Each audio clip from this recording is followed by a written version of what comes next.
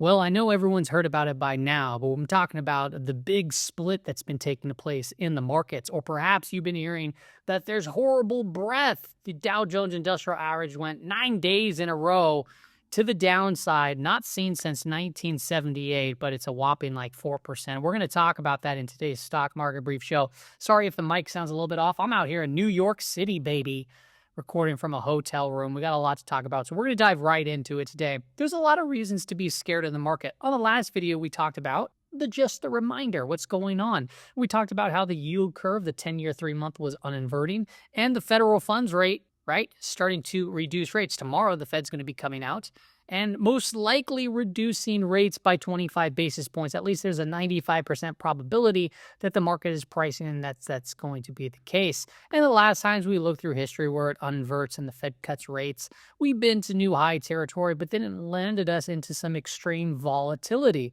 And you can even look at something like this, that this is the annual returns of the S&P 500 by year, and you can see that we've climbed more than twice now, 2 times in a row, 20% gainers in the S&P 500. And we haven't seen back-to-back 20% years, well, since going into the dot-com bubble. Prior to that, actually, was 95 and 96, and then it went 97 and 98. And you can go back through history and say, well, 1954, 1955, then it landed to a little bit of a sell-off consolidation. 35, 36, same thing. That was a big decline. And then the Great Depression. So yes, the Fed is going to be coming out to do the rate cut. Most likely, that's at least what the probabilities are forecasting. And then we have the press conference there too as well. So it's going to be important to look at some very key levels in today's episode, which we'll get into in the expected move section. What is the market pricing in as far as expected moves? But before we do that, let's talk about some of the intermarket stuff that's going on. We're going to look at the dollar, the bonds, and then the S&P 500, kind of how they go hand in hand. You can see the dollar has been rising, and this is really matching the 2016 script here. When President Donald Trump was elected in 2016, we saw a rally basically till the year end, but this little period we saw also a pullback in 2016, and the dollar didn't start falling until 2017. So this is really following seasonality. One, we see the strength and the typically weakness, but the election year typically sees strength in 2025. So that's going to be interesting to continue to track as the dollar has found a little bit of momentum to the upside here in recent trade. The 10-year yield also broke out, not the new highs here for the year by any means, but it's really floating around 44.5, 44, which in the TNX, that's 4.4% or 4.45%. And you can see we opened at the high and closed near the lows of today's trading session. Now, why is this important? Well, because when we've had the falling dollar and falling yields, it's been really beneficial for the S&P 500. And the flip side of that is when you have a rising dollar, rising 10-year yield, it actually put a pause to the S&P 500. And really recently here, we've seen the U.S. dollar rise higher and the 10-year yield rise higher. And the S&P 500, it's actually been remaining relatively flat. And that's where we come into the situation where we want to talk about breadth, because it's not just the S&P 500 that you got to look at, right? The S&P 500, right? What makes up a stock market? What makes up the indices? Well, individual stocks, individual equities.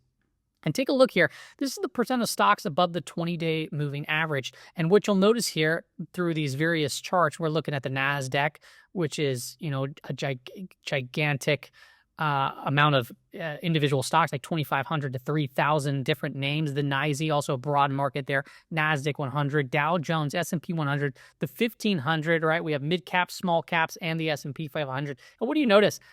The percent of stocks that are above their 20-day moving average are creeping a lot lower. So right here, look at the S&P 500. That never reads 22.2. Okay, so what does this mean? It means only 22% of the stocks in the S&P 500 or above their 20-day moving average. Or you can say it like 78% of the stocks or below the S&P 500. So there's a lot of weakening taking place. And you can look at the 50-day moving average, the 200-day moving average, say for the NASDAQ, and you can see this has been diving in recent trade here to the S&P 500% of stocks above the 50-day and the 200-day. Look at only 39% of the stocks are above their 50-day moving average. So this has been declining rather rapidly, but yet the major stocks in the S&P 500 have been holding up rather well because it is cap weighted. Take a look at the Nisey-McClellan oscillator. This is also getting to a pretty oversold condition here. Typically around -80 is where we can see bounces, but over here in August, we actually got pretty extended. Actually, we're a little bit more extended here, and we actually saw a bounce from these levels. So we've been seeing multiple days to the downside, but we've seen many pullbacks like this in recent trade here too as well. Take a look at the bullish percent index for the Nisey. And you can see here that the RSI is getting into oversold territory. The reading's not all too overextended to the downside by any means, but the RSI is getting to that oversold condition. And typically when we get into these oversold conditions, they can remain oversold, but we do typically find some sort of a balance from those levels that we've seen, at least in the past. Even here, you can see there's a bullish divergence where we had a lower low in the reading, but we had a higher low in the RSI, and that led to that most recent rally in the Nisey. Take a look at the bullish percent index for the S&P 500. We had a little bit of a positive divergence here. We saw the bounce up. Now, guess what? It's going down. What does this mean? What does this 56.8 mean? It tells us that 56.8% of the stocks in the S&P 500 are on buy signals based off of point and figure charts. So the reading's not relatively that low, but you can see that the RSI has been getting into oversold conditions. Oversold can remain oversold, but we do see a bit of a positive divergence in the forming there also. So yeah, the market's coming in a bit by many different measures as far as breadth goes, but I want to remind everybody that breadth can do this for quite some time. And I want to show you this, the NASDAQ percent of stocks above the 200-day moving average. I want to show a larger term chart going back to 2015. And what do you notice here? Well, you can see where we have lower readings in the percent of stocks above the 200-day moving average, which means what? It means that, okay, so in the NASDAQ, 2,500, 3,000 stocks, whatever it is, there's less amount of stocks above the 200-day moving average, right? But yet price kept on going higher. So that right there is a negative divergence. Well, we've seen the negative divergence here. It led to a sell-off going into 2019. We had a negative divergence here. It led to the pandemic. But take a look at this one.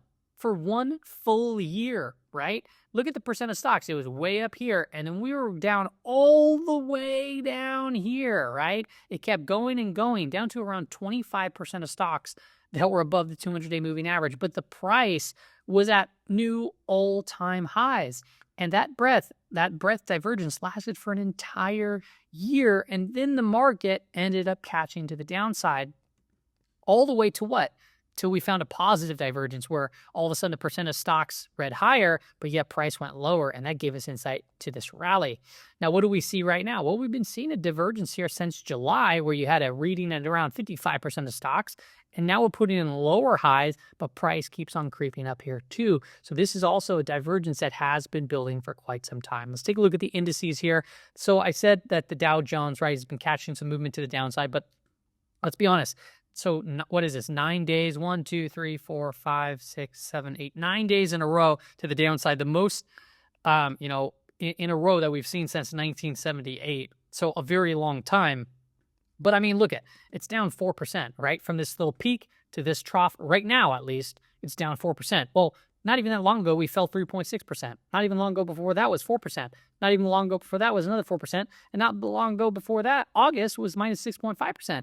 Well, going into June, we minus 5%, and then 6% here in April. So this is just another pullback in an uptrend, right? It's pulling right into the 50-day moving average to the lower Bollinger Band. It doesn't mean it can't go lower, but let's call a spade here. This is a pullback in an uptrend, and it's done it multiple times. So as the headlines are reading, right, these crazy headlines, we haven't seen this many days down in a row.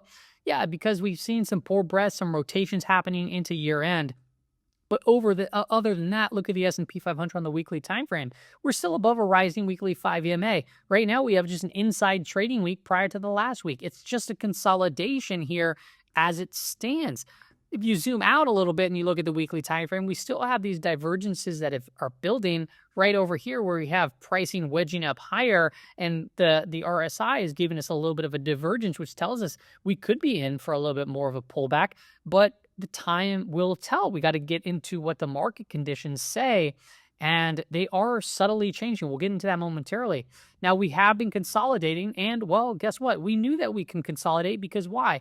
Back month versus front month volatility was reaching to extreme levels above 20% or 1.20. This reading in times that we've happened before have led to market corrections, market pullbacks, market consolidations. So right now we've been just consolidating sideways, and we're still not really at that elevated of a level, but I would be more like interested in buying more of S&P 500 if we can come back down to these levels down here, which when we get into these oversold conditions, we've seen nice bounces in the overall market. Let's take a look at the expected moves going into tomorrow's trading session. This is, right, we're going into a binary event. The Fed is going to be doing the press conference. We basically know what they're going to do as far as rates go. They're going to lower them 25 basis points unless they come out, and surprise us all. But chances are they'll follow the path of what the market is already anticipating. So there's no crazy expectations. We'll see.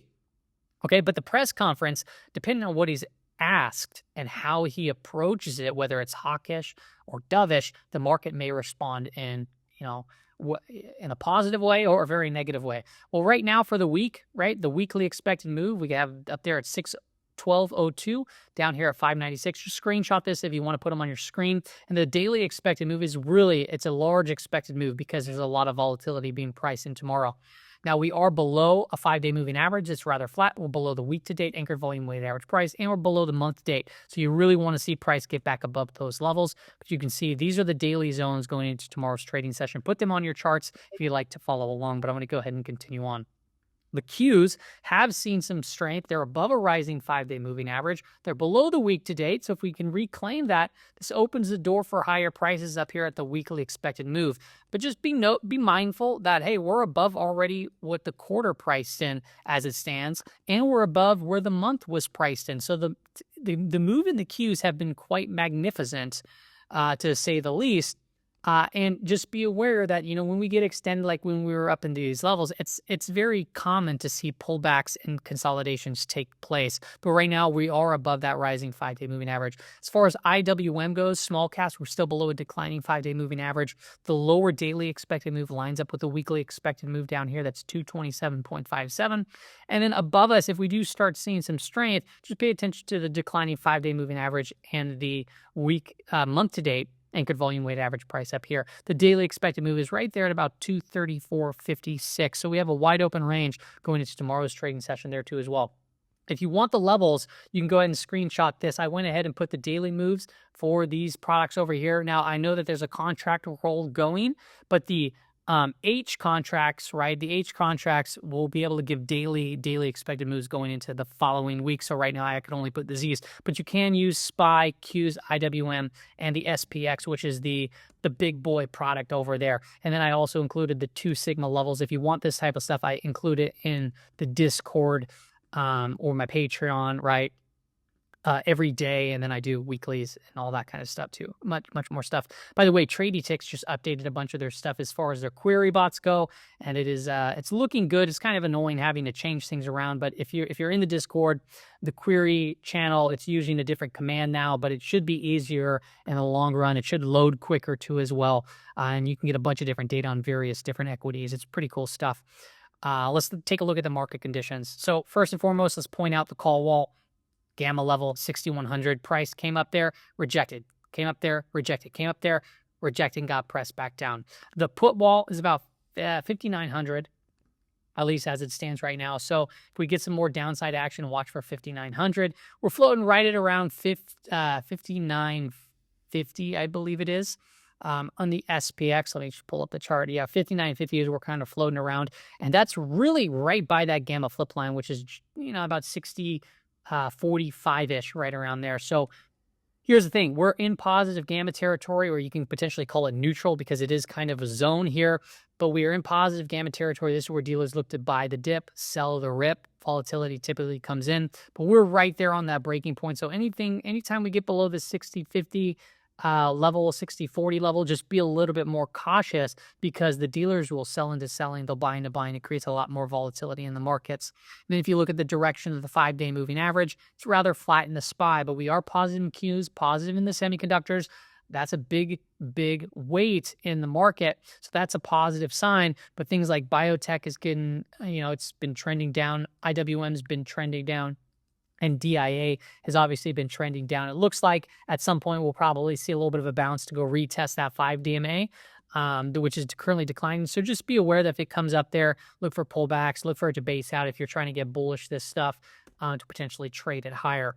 So overall, it's still bullish conditions. However, it's bullish with cautions because we are seeing things flatten out here. We're nearing that gamma flip line, and we are going into a binary event that has some pretty large volatility that we're walking into. So just be careful, be safe out there. I'll talk more on following episodes. I'm going to get back to my house in my office on Friday. Tomorrow I'll be ringing the NASDAQ closing bell with Granite shares. So I was invited to that with some people. So that should be a lot of fun. But that's all I got for you on today's episode. Hope it helps out. See you later.